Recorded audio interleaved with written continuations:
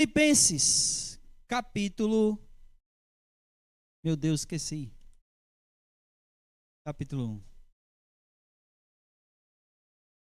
Filipenses, capítulo 1.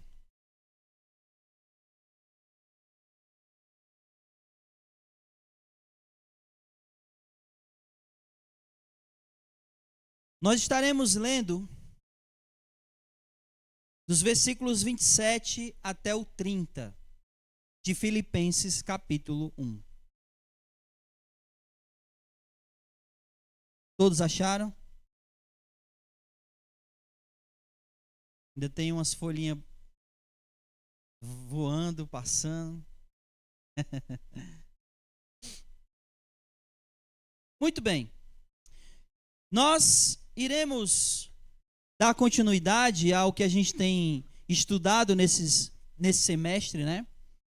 E como a cada mês a gente tem estudado sobre santidade, comunhão, serviço, adoração. E hoje, primeiro domingo do mês de abril, não maio, né? Mês de abril, nós iremos falar sobre santidade.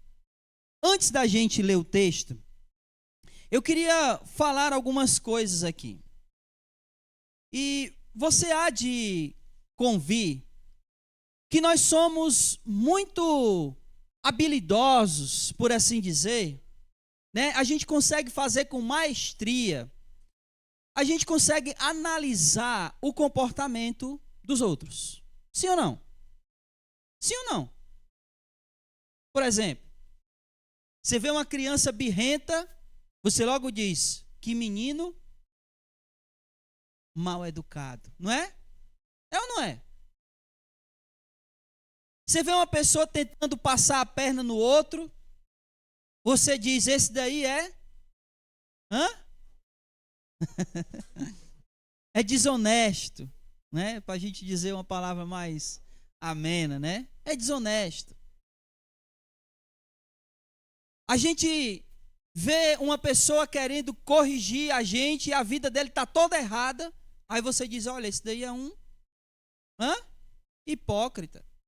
Não é? A gente é muito rápido e fácil para analisar o comportamento alheio, o comportamento do outro.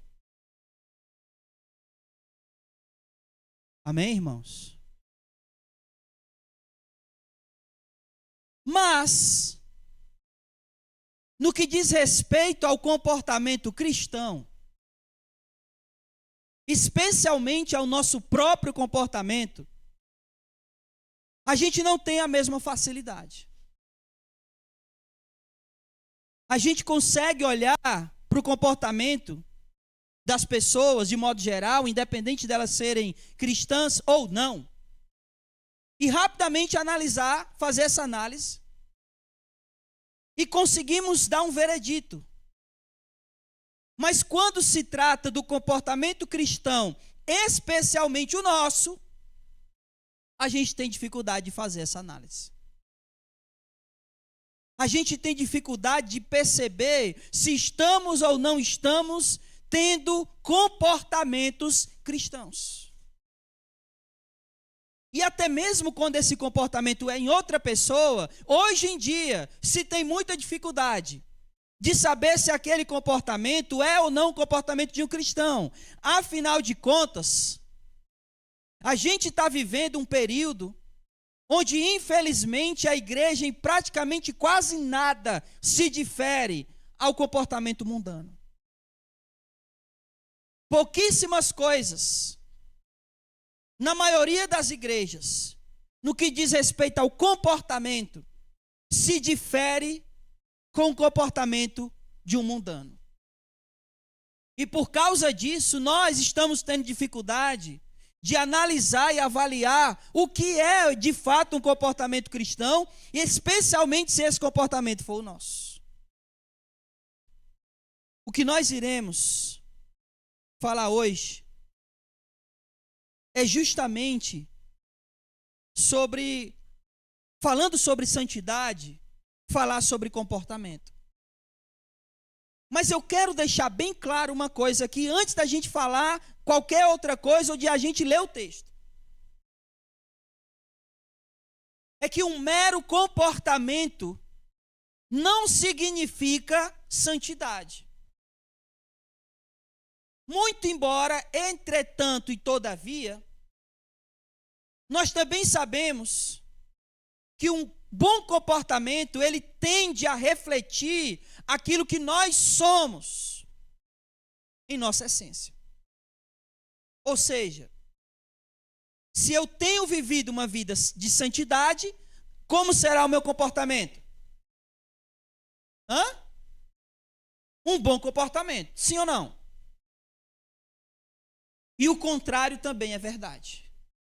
Se eu não tenho vivido uma vida de santidade, logo, isso vai refletir no meu comportamento. E por que eu disse que o comportamento em si, ele não significa santidade? Porque nós somos, na grande maioria, nós temos muita facilidade de sermos camaleões. E o que é que um camaleão faz? Ele se adapta ao ambiente. Um camaleão, ele não simplesmente muda de cor. Ele muda de cor, a mudança dele de cor é uma adaptação ao ambiente que ele se encontra. E nós somos camaleões. Nós estamos numa roda de amigos e naturalmente a gente se adapta àquela roda de amigos. Por isso, um mero comportamento não pode ser visto como santidade. Porque aqui a gente pode se comportar como cristão, porque afinal de contas, a gente tem essa aparência, digamos assim. Mas a gente pode acabar se comportando por conveniência. E o que isso significa? Significa dizer que quando for conveniente, eu me comporto como um cristão. Quando não for, eu não me comporto. Então, tendo dito isso, o que Paulo estava falando para aqueles irmãos, é o que nós iremos ver agora, é justamente sobre uma maneira apropriada, digna de um cristão se comportar. Amém? É isso que a gente vai ler agora. Então, por favor, Filipenses capítulo 1, versículos do 27 ao 30. Diz assim: somente portai-vos de modo digno do evangelho de Cristo, para que, quer eu vá ou vos veja, quer esteja ausente, ouça acerca de vós, que permaneceis firmes no só espírito, combatendo juntos com uma só alma, pela fé no evangelho, e que em nada estáis atemorizados pelos adversários. Para eles isso é sinal de perdição, mas para vós de salvação, e isso vem de Deus. Pois, por amor de Cristo, vos foi concedido não somente crer nele, mas também sofrer por ele, tendo o mesmo combate que já vistes em mim e que agora sabeis que estáis em mim. Vamos orar, meus irmãos. Bendito Deus e Pai, para a honra e glória do nome do Senhor, eu te rogo nesse momento,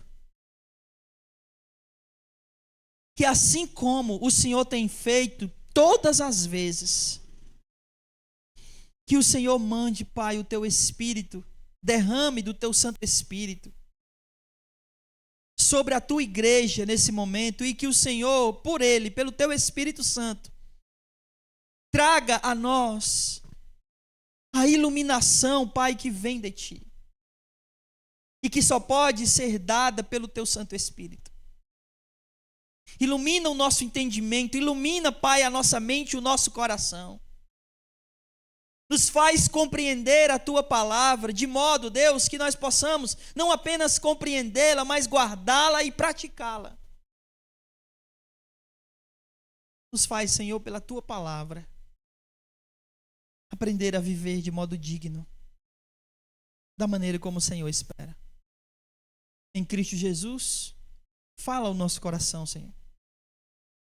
Fala o coração da tua igreja. Fala, Deus, a cada um de nós, por intermédio da tua palavra. Em Jesus oramos e nele te bendizemos. Em nome de Jesus. Amém. Meus irmãos, o apóstolo Paulo, quando ele escreve essa carta, ele estava preso. E ele estava preso por um motivo bem simples, por pregar o evangelho. E aí, eu quero que você volte, por favor, para o versículo 12 aí do capítulo 1. Que Paulo vai começar dizendo o seguinte: olha, irmãos, eu quero que vocês saibam que as coisas que me aconteceram contribuíram para o avanço do evangelho. E essas coisas que Paulo está dizendo aqui que aconteceram a ele é a prisão. Ele foi preso. Só que por que ele está dizendo que isso cooperou para o evangelho? Porque as pessoas, quando viram que eles estavam presos, começaram a pregar o evangelho. E aí ele vai dizer, olha, uns estão pregando por inveja, outros por vaidade. Mas aí ele diz, versículo 18. Mas o que isso importa? Ou seja, qual é a motivação desses caras que estão pregando, né? De qualquer forma, contanto que Cristo seja anunciado, quer por pretexto, quer não, alegro-me com isso, sim, eu sempre vou me alegrar. Então Paulo estava preso e ele disse, a minha prisão contribuiu para o evangelho. E eu quero que vocês saibam disso. E aí ele disse, olha, e não importa, ele vai continuar dizendo isso, e não importa o que vai acontecer comigo, se eu vou ser solto ou se eu vou morrer aqui. E aí ele diz, quer eu viva, quer eu morra, o que importa é que Cristo seja glorificado no meu corpo. Então a ideia de Paulo, a esperança de Paulo, era poder sair e visitar aqueles irmãos. Mas ele não sabia se isso ia acontecer. E aí ele, falando dessa questão da morte, se ele não tinha certeza se ele iria sair ou se ele iria morrer, ele diz assim, olha, para mim, o viver é Cristo, Paulo aqui, tá? Porque se eu morrer e partir para Cristo, isso é incomparavelmente melhor. Mas se eu ficar, eu vou poder ajudar vocês. Ele falando para a igreja. Só que Paulo, ele tinha essa convicção de que, aliás, ele tinha uma esperança de que ele poderia sair, mas ele também sabia que ele poderia morrer. E eu quero que você imagine isso agora. Imagine que você está numa situação onde você não tem certeza se você vai viver ou morrer. E você liga para a sua família. O que você diria para eles?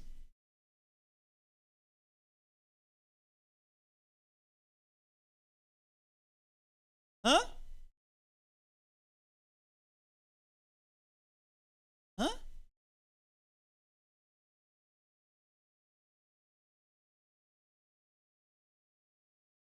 Você não sabe se você vai viver mais. É incerto. No caso aqui, Paulo, dessa prisão, ele saiu. Essa é a primeira. Ele é preso 2 vezes. Dessa ele sai. Na segunda ele morre. Ele só sai morto. Mas ele não tinha certeza.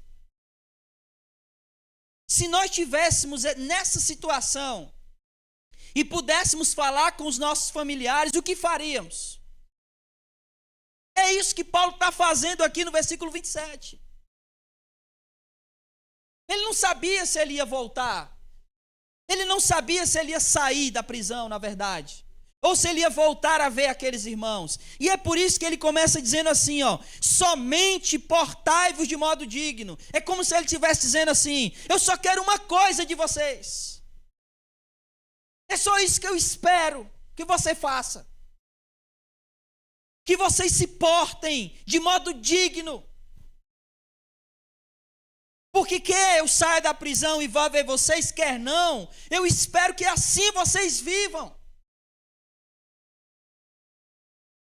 Eu penso que nós, como cristãos, deveria ser isso que a gente falasse para o nosso familiar, se a gente não soubesse se vai ficar vivo ou não. Que a gente dissesse, eu só espero que você fique firme. até o fim, para que a gente possa se encontrar no porvir.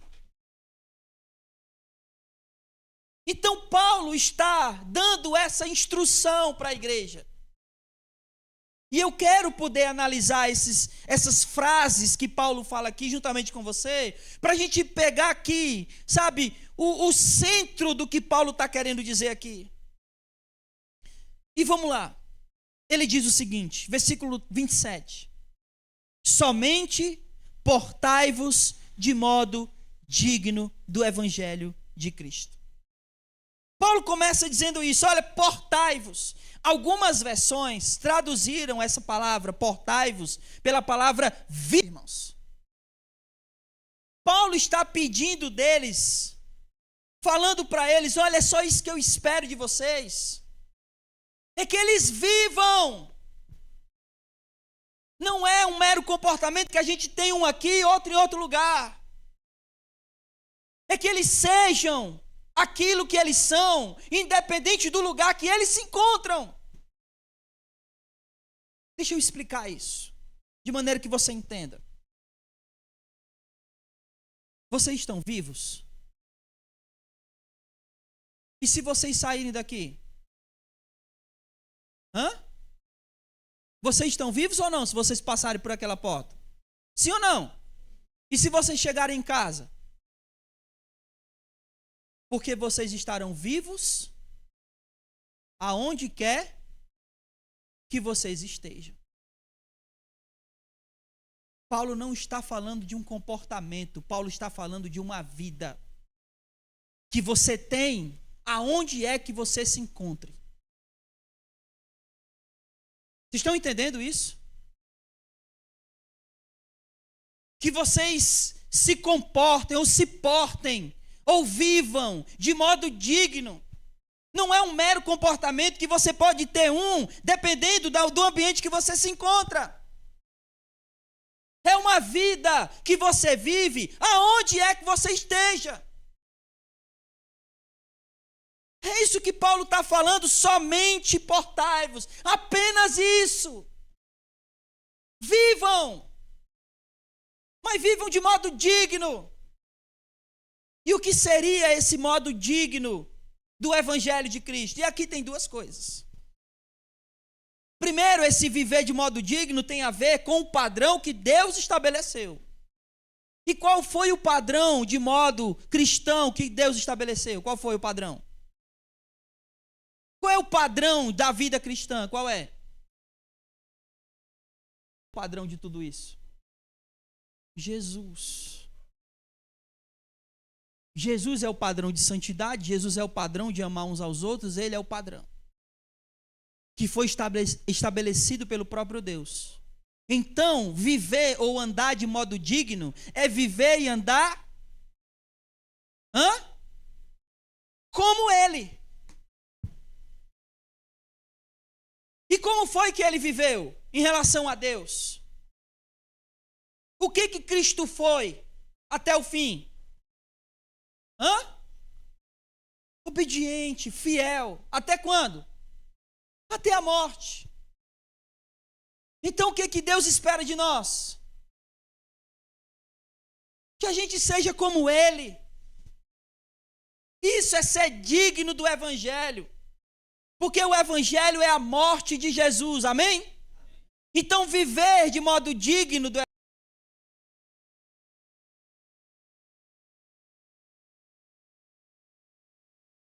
Isso é uma coisa, o padrão que Deus estabeleceu. A outra é que o seguinte, preste atenção.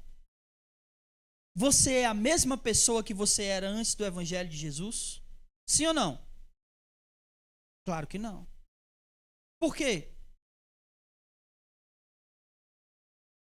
Porque o Evangelho de Jesus te restaurou. Então viva de acordo com a restauração que ele te deu. O Evangelho não chegou até a gente para a gente viver da maneira como a gente quer. Porque Deus criou o padrão e o padrão é Cristo. Deus não nos chama para a gente ficar olhando para o outro. O teu padrão não é o André. O teu padrão é quem? E tu já chegou nele? Tem que se esforçar muito ainda. E por que estamos acomodados? Olhando para o lado ao invés de olhar para cima. Vivei, portai-vos de modo digno. O Evangelho nos restaurou, não para a gente viver o que a gente era, mas para viver de acordo com aquilo que Ele fez em nós. Você lembra que eu falei que não é um mero comportamento? Mas que, por outro lado, aquilo que está aqui dentro reflete no nosso comportamento? O Evangelho nos transforma. E essa mudança tem que ser de dentro para fora. Só um coração transformado é capaz de viver o Evangelho aonde quer que ele esteja. Caso contrário, nós seremos camaleões, se moldando ao meio, ao ambiente onde a gente se encontra. Quando a gente estiver aqui, a gente é crente. Quando a gente estiver na roda de amigos ou familiares que não são cristãos, a gente se molda a eles. Falando as mesmas coisas, pensando as mesmas coisas, agindo da mesma maneira. Mas Paulo está dizendo, olha, somente portai-vos de modo digno do Evangelho. O Evangelho nos transformou, irmãos. E se ele nos transformou, nós precisamos viver de acordo com aquilo que ele fez na nossa vida. Nós não somos transformados para vivermos uma vida que a gente vivia antes. Nós somos transformados para viver uma nova vida em Cristo. E o nosso modelo e padrão é Jesus. Amém? Portai-vos de modo digno do Evangelho de Cristo, para que, quer eu vá e vos veja, quer esteja ausente, ouça acerca de vocês. O que Paulo está falando aqui? Paulo está falando de uma coisinha aqui chamada testemunho. Que ele está dizendo, olha, se eu for, né, se ele sair da prisão e ele for, ele quer o quê? Ele quer o quê, irmãos? Ver o quê? Se eles estão se comportando de modo digno. Mas se ele não for, ele quer ouvir o que as pessoas estão falando, se eles estão ou não se portando de modo digno. Nós precisamos definir o que é testemunho. E aqui eu vou precisar da ajuda de vocês. O que é testemunho? O que é dar testemunho? Pode falar, irmãos.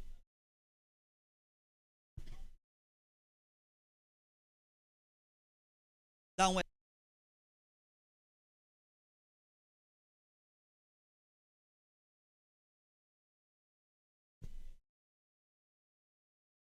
Sim. O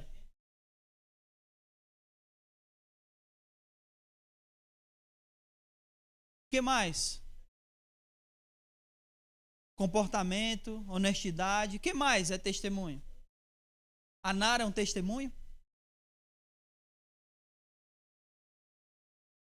Contar o que viu e ouviu. O que mais? Bora, meus irmãos.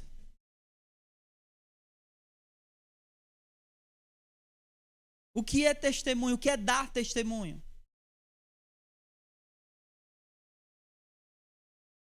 Você ser diferente no meio dos outros, né? O que mais? Viver o Evangelho.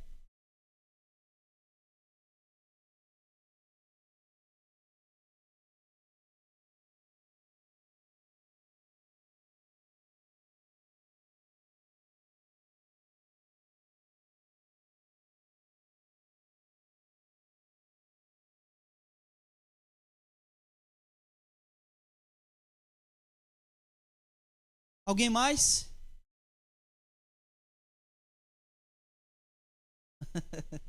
Dou-lhe uma. A palavra para testemunho em grego é a palavra martíris. Você sabe o que é uma pessoa que é um mártir? É a mesma raiz da palavra, a palavra mártir, ela vem da palavra martíris em grego, que é testemunho. Você sabe o que é um mártir? O que é um mártir? Você já ouviu falar nessa palavra? Fulano de tal foi um mártir. Você já ouviu essa palavra? Quem ouviu? Você sabe o que ela significa? O que é?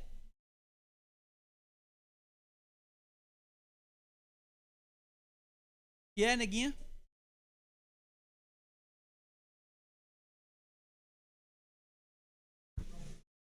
É alguém que morreu por alguma causa.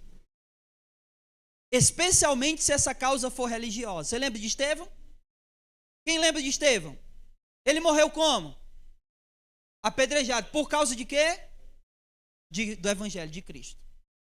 Então Estevão foi o primeiro mártir. Ele foi o primeiro a dar testemunho. Então o que é dar testemunho? É você não negar a fé, mesmo que isso custe a sua vida. Isso é dar testemunho. Vocês estão entendendo? Testemunho. Só que olhe para nós. A gente troca aquilo que a gente crê, muitas vezes, para se encaixar num grupo. Será que a gente está disposto a dar a vida pelo que a gente acredita, já que a gente muitas vezes é camaleão? Paulo está dizendo para eles, olha, se portem de modo digno do Evangelho, para que se eu for, eu veja, e se eu não for, eu ouça, eu saiba que vocês de fato estão vivendo de modo digno. Estão aí dando esse exemplo de um comportamento que vem de dentro para fora. Isso é santidade. Quando o nosso comportamento ele é bom, não por aparência, mas porque aqui foi restaurado pelo Evangelho de Jesus. E agora, uma vez restaurado, a gente se comporta tal qual um cristão deve se comportar, dando testemunho, não trocando a nossa fé por nada, ainda que isso custasse a nossa vida.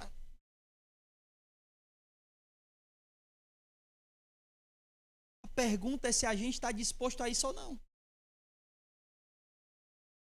A pergunta é se nós estamos dando esse testemunho ou não.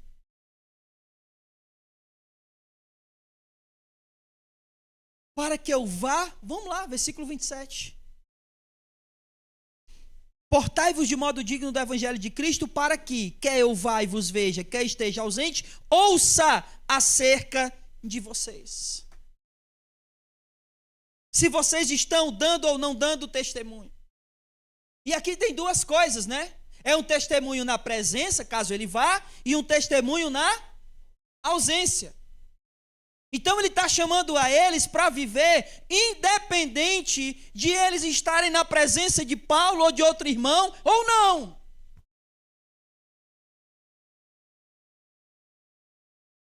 Qual é o momento que a gente é mais crente?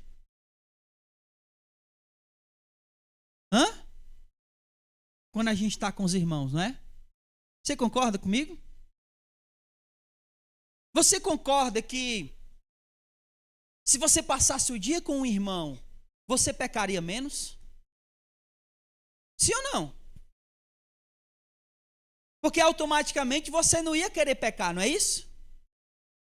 Porque afinal de contas, você está com quem? Um irmão. Eu já falei isso aqui, mas vou repetir. Todo pecado é uma questão de fé e presença. Então, por que o pecado, todo pecado tem a ver com fé e presença? É uma questão de fé e presença. Porque, na verdade, nós não cremos, nós não temos fé suficiente para crer que Deus está presente toda hora. Porque se a gente cresce nisso, a gente pecaria bem menos. Porque Ele está todo o tempo com a gente.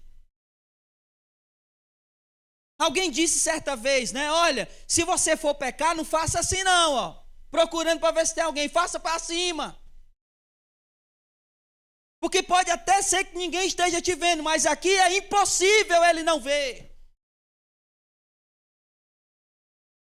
Então todo pecado é uma questão de fé e presença. Se você continua pecando é porque você não crê que ele está contigo. E Paulo está chamando eles para viverem, permanecerem de modo digno no Senhor, independente se está na presença ou na ausência. Quer eu vá e vos veja, quer eu não vá, mas ouça. Se vocês estão vivendo de modo digno ou não. Continuando, senão a gente não sai do versículo 27.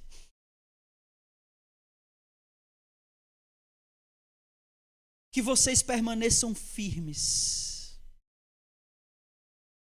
Olha, eu prometo, eu saio já do versículo 27, mas eu preciso falar sobre essa palavra aqui. Permanecer. Em que tempo verbal está esse verbo aí? Perdoe a aula de português, mas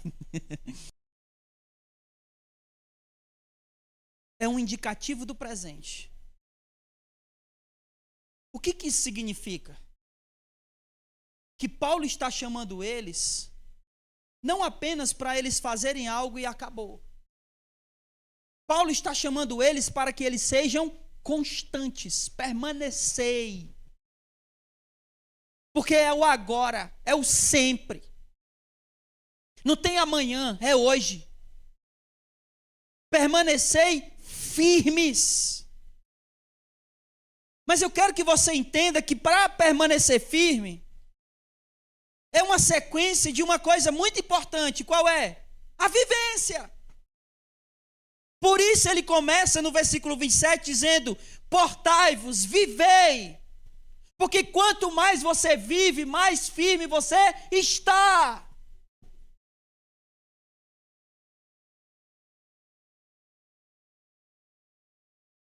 Vocês lembram de Caim e Abel? O que Caim fez? Matou Abel. Vocês lembram do diálogo de Deus com Caim depois que ele mata Abel? Ele diz assim: olha, se procederes bem, não é certo que você será aceito, porém se procederes mal, o pecado bate à porta, mas cabe a ti dominá-lo. Você já parou para pensar o que Deus falou para Caim? Ele disse: se procederes bem, será aceito. Se procederes mal, o pecado... Quando é que o pecado bate a porta? Quando é? Quando ele procede. E se ele procede bem? Nem tem pecado. Quando a gente vive a fé de modo digno do Evangelho, o pecado passa longe. A gente vive a fé muito errado. Sabe como é que a gente vive? A gente vive fugindo do pecado. Está errado. A gente tem que viver buscando o Senhor. E o pecado vai passar longe.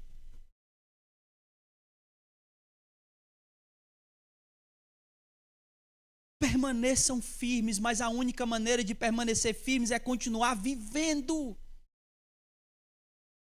de modo digno. É o hoje, é o agora. Não é amanhã, é hoje. Permanecei firmes. Permanecei firmes em quê? No mesmo, num só Espírito. Paulo está falando de unidade. Olha só como é uma sequência, meu irmão. Vivam de modo digno. E se você viver de modo digno, e a única maneira de viver de modo digno no Evangelho é quando o Evangelho nos transforma, de dentro para fora. E aí a gente vai viver isso aonde é que a gente esteja, aonde quer que a gente esteja. E quando a gente vive isso, de dentro para fora, a gente vai ser um testemunho, quer na presença, quer na ausência. A gente vai continuar firme e isso vai nos manter unidos. Porque se nós estivermos vivendo a fé digna do Senhor, não há motivo e nem tempo para picuinhas. Porque ambos estaremos buscando fazer a vontade do Senhor. Firmes no mesmo espírito, e ele conclui o versículo 27, dizendo: combatendo juntos com uma só alma pela fé no Evangelho. Combatendo pela fé no Evangelho, tem duas coisas aqui. Mudanças. Porque infelizmente hoje em dia está cada vez mais difícil. Porque infelizmente essa mensagem do Evangelho, ela tem sido adulterada pelo espírito da época, por heresias, por falsos ensinos, pela cultura. E muitos têm tentado adaptar a mensagem do Evangelho aos tempos atuais. Como, por exemplo, dizendo que a homossexualidade não é pecado. E é, porque a Bíblia diz que é. Então nós precisamos batalhar para manter essa mensagem pura, sem alterações. E a outra coisa, porque eu disse que era duas, é que nós temos que batalhar não apenas para manter essa mensagem pura, mas também para anunciá-la. Porque há muitas tentações que nos cercam para não pregarmos o Evangelho. Alguém já deu estudo evangelístico aqui? Por favor, levante a mão. Foi fácil. A pessoa que você estava evangelizando, dando esse estudo evangelístico, ela sempre estava disposta para ouvir? Quantas desculpas ela deu? O nome disso é guerra. É batalha. Você sabe por quê? Porque o nosso inimigo sabe que o Evangelho, quando ele é pregado de maneira real e autêntica, é a única coisa que necessita para transformar um coração. Então ele vai fazer de tudo, sabe para quê? Para que a pessoa não ouça. Porque ela só precisa ouvir. Porque o Evangelho é poder de Deus. Para quê? Para a salvação. E aí nós precisamos batalhar para pregar.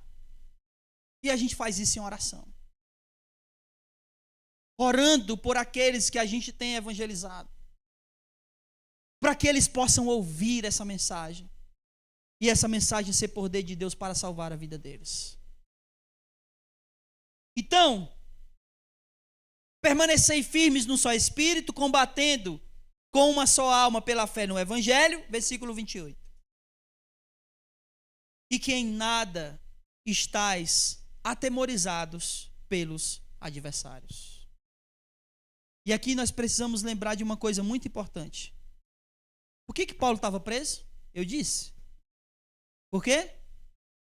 Porque ele estava pregando o Evangelho. Esses adversários que Paulo está falando aqui são exatamente aqueles que estavam impedindo a pregação do Evangelho e que poderiam impedir aqueles irmãos também de pregar. E ele está chamando eles aí para batalhar pela fé. E batalhar pela fé, uma dessas coisas é pregar o Evangelho. Então ele está dizendo, versículo 28, para que nada estáis atemorizados, em nada está atemorizado pelos adversários. Ou seja, para que vocês não tenham medo daqueles que querem parar a pregação do Evangelho. Não tenham. Eu lembro aqui de Jesus falando em Mateus 10, 28. Não temam aquele que pode matar o corpo, mas temam antes aquele que pode lançar no inferno tanto a alma como o corpo. Eu lembro dos apóstolos que diziam, olha, importa obedecer a Deus do que os homens. Então Paulo está chamando eles a não temerem os homens, sem temer os homens. sem temer aquilo que pode acontecer com eles, que foi o que aconteceu com Paulo. Não temam. Por isso que Paulo começou lá no versículo 12, dizendo o seguinte: olha, eu quero que vocês saibam que o que me aconteceu foi uma coisa que contribuiu para o evangelho. Não é algo ruim. E ele vai até dizer, na prisão, Paulo evangelizou. Mas preste atenção. Versículo 28. Para eles, os adversários, aqueles que tentam contra o evangelho, isso é sinal de perdição. Mas para vós, de salvação, e isso vem de Deus. O que Paulo está dizendo? Ele está dizendo que não temer aos homens que estão impedindo o evangelho, que poderia matar eles por pregar o evangelho, não só prender. Para esses homens isso era sinal de perdição. Mas para eles, não temer os homens e continuar pregando o evangelho, vivendo de modo digno do evangelho, aonde quer que eles estivessem, isso era sinal de que eles estavam salvos. Salvos. Viver de modo digno, se comportar de modo digno do evangelho, dar testemunho, quer na presença ou na ausência, permanecer firme em unidade, combatendo, tudo isso é sinal de que nós estamos salvos em Cristo Jesus. Vivem o evangelho de modo digno. Versículo 29. Pois por amor de Cristo vos foi concedido não somente crer, mas também sofrer pelo nome dele. Irmãos, é engraçado que... Bom, deixa eu falar primeiro do crer aqui. Porque eu acho que você já deve ter sentido essa sensação. De pensar assim, ó. Puxa vida, eu gastei tanto tempo. Teria sido muito melhor. Teria evitado tantas coisas na minha vida. Tantos pecados que eu cometi que eu não teria cometido se eu tivesse me convertido antes. Você já pensou assim?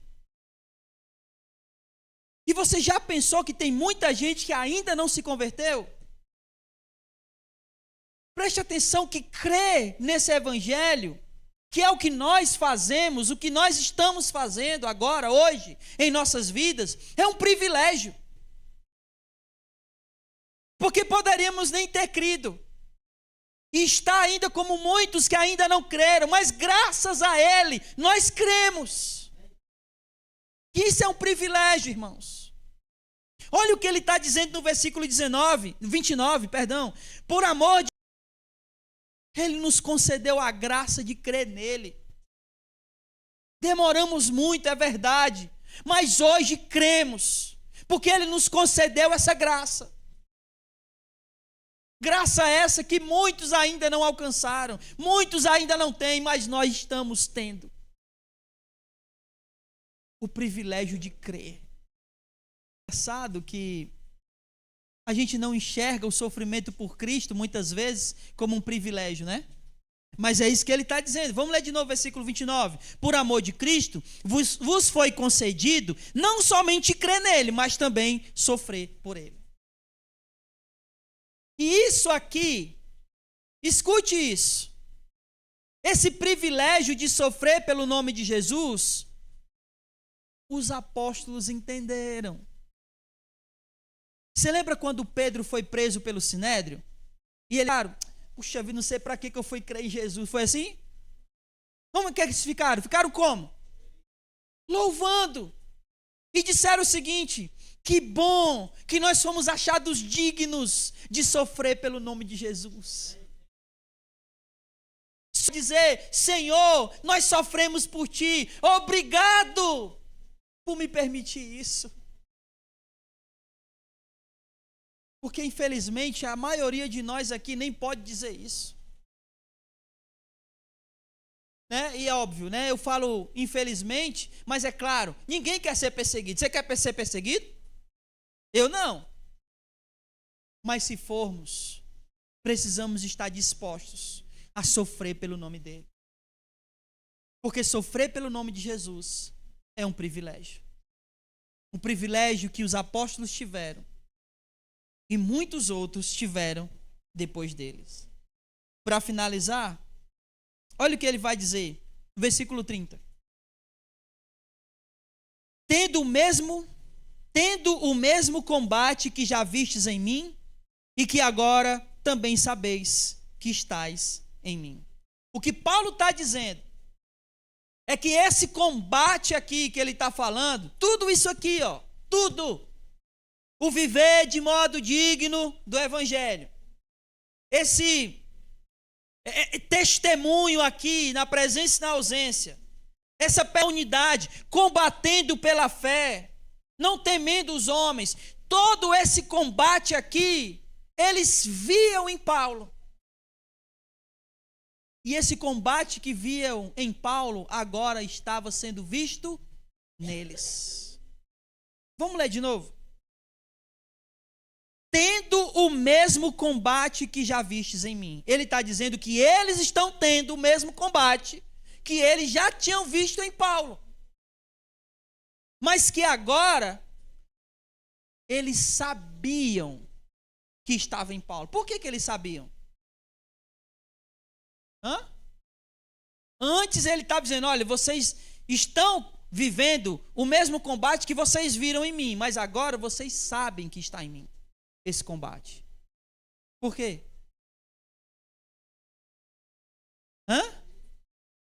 Agora eles estão vivendo e agora eles sabem que estava em Paulo. Agora eles estavam vivendo de modo digno. Agora é uma vida vivida de modo digno do Evangelho. Se nós estamos do Evangelho, se nós estamos dando testemunho, quer na presença, quer na ausência, se nós estamos batalhando ou não pela fé, se nós estamos firmes na unidade, se nós não tememos os homens e pregamos esse evangelho. A pergunta é essa: se esse combate pode ser visto em nós hoje. Eu comecei aqui dizendo o seguinte: nós somos rápidos para analisar o comportamento dos outros, não é isso? E temos dificuldade de analisar o nosso comportamento cristão. Mas como a gente faz isso?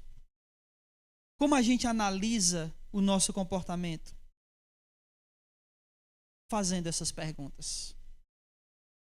Eu tenho vivido de modo digno do Evangelho? Você tem vivido de modo digno do Evangelho? Faça essa pergunta para você. Não é para o seu irmão, é para você. Eu tenho vivido de modo digno do Evangelho? Eu tenho dado testemunho do Evangelho? Seja na presença ou na ausência? Eu tenho estado firme e buscado a unidade? Eu tenho batalhado pela fé para manter a mensagem pura e para pregar essa mensagem? Eu tenho pregado essa mensagem sem temer os homens?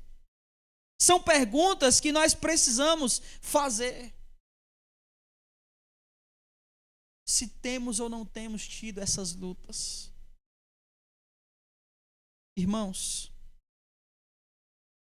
talvez você fez essas perguntas agora, essa vida espiritual. Basta que você abra o seu coração para Ele. Reconheça o seu pecado, reconheça onde você errou. Ou aonde você está errando. 1 João 9, se confessarmos os nossos pecados a Deus, Ele é fiel e justo para nos perdoar de todo pecado e nos purificar de toda injustiça. Mas é necessário que a gente reconheça o nosso pecado, que a gente reconheça o nosso erro, e Ele irá nos restaurar. eu quero deixar 3 lições aqui para vocês. A primeira, o Evangelho nos transformou. E nós precisamos viver nesse novo padrão. E esse padrão é Jesus. E só quando vivermos nesse padrão, que é Jesus, nós estaremos vivendo de modo digno.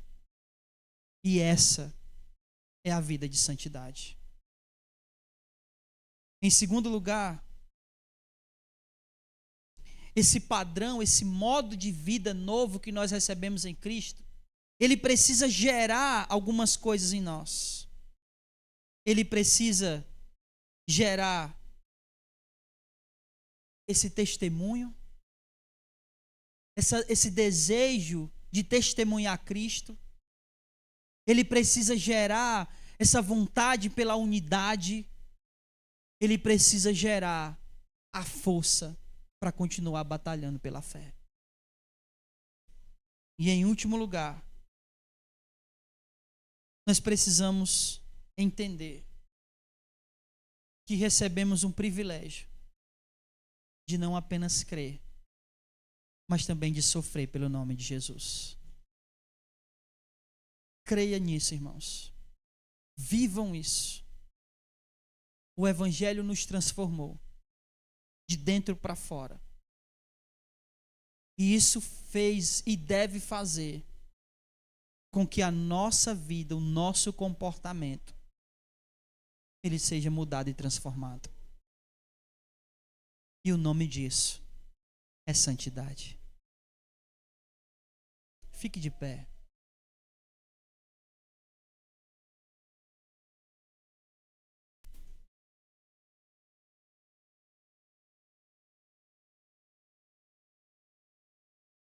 Ele está caindo aqui. Tomara que não caia na cabeça. Enquanto eu faço a oração. Vamos orar. Amado Deus, Senhor, Tu sabes, Pai, a vida de cada um aqui. Que cada um, Senhor, nesse exato momento esteja confessando para Ti as suas falhas. Se não tem vivido de modo digno, Senhor, que a sua boca confesse nessa hora. Que os seus corações estejam abertos, reconhecendo todo o seu pecado, toda a sua malprocedência, de uma vida que não é digna do Evangelho. Mas coloca em nosso coração, Pai, o desejo de vivermos essa maneira digna. Nesse coração que o Senhor já restaurou. Nós clamamos que o Senhor purifique, santifique pela Tua palavra, que foi anunciada e pregada nessa noite. E que pela Tua palavra, Deus, possamos ter um lavar regenerador, que só pode vir através da palavra do Senhor, quando a ouvimos e ela desce ao nosso coração. Perdoa-nos, Senhor. Perdoa os nossos pecados e falhas. Nos faz viver, nos fortalece para viver essa vida digna do Evangelho. Combatendo o bom combate da fé. Testemunhando na presença e na ausência. Não temendo aos homens que querem parar a pregação do Evangelho, mas recebendo sempre no Senhor a graça de crer e a graça de sofrer. Oh Deus, que esse combate seja visível na vida de todos nós. Faz assim, Deus, com a Tua igreja que está aqui neste lugar. Com todos aqueles que vierem a acompanhar pelas redes sociais posteriormente, lava-os, restaura-os, transforma-os, fortalece-os, levanta-os, para que vivam, aonde quer que estejam, não só aqui, não só um mero comportamento,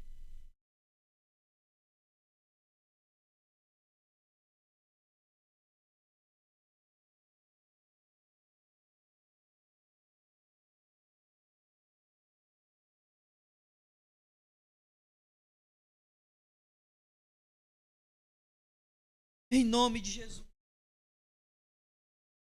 Faça-se a tua vontade na vida da tua igreja, na vida do teu povo. Conduz o teu povo, porque o povo é teu. As ovelhas são tuas. Lava-as. Polda. Oh Deus, Tu conheces o coração de todos nós. Tu sabes onde temos falhado, Senhor. Corta os galhos. Apara. Para que novamente venhamos dar frutos. Frutos dignos. Não nos corta, Deus, da videira. Pelo contrário, nos polda. Para que uma vez poldados pelas tuas mãos, possamos novamente dar frutos. Frutos dignos.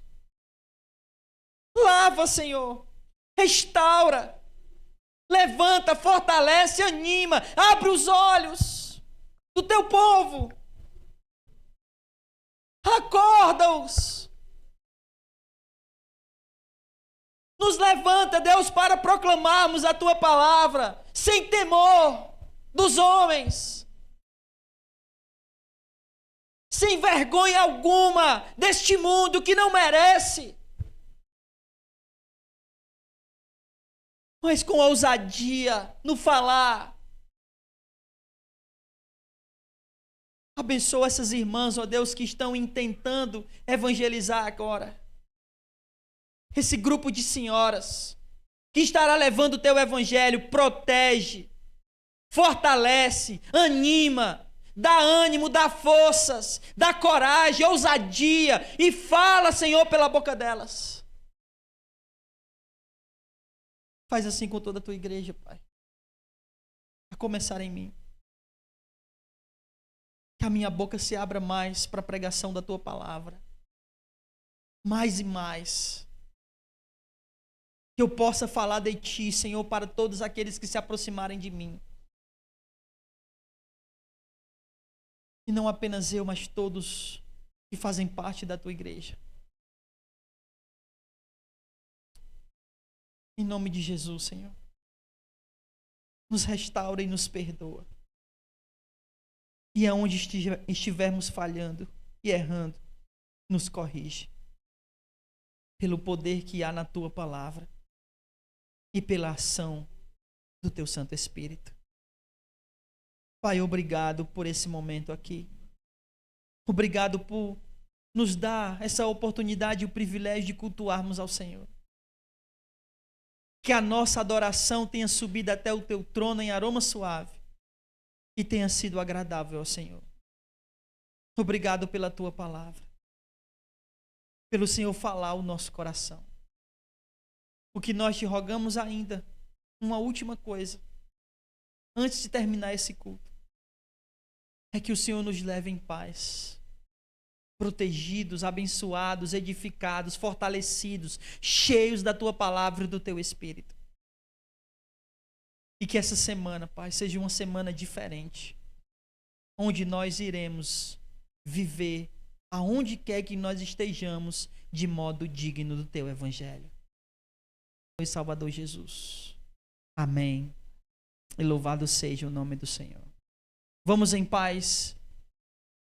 Que o Senhor vos abençoe e vos conduza e não saia sem cumprimentar o irmão com a paz do Senhor Jesus. Amém.